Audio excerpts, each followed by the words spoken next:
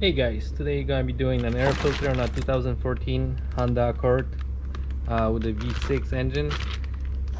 Here's the OEM air filter with the part number. Procedure is pretty simple, anyone can do it.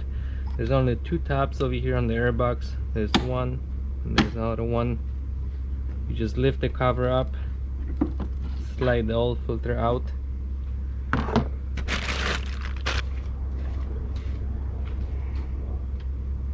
Here's the new filter, and on one side there's a little tab on the filter, and it matters which way you put the filter in.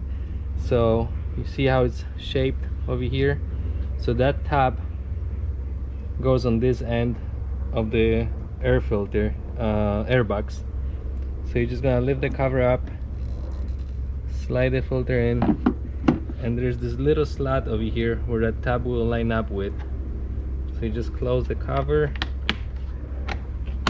lock it, and that's it.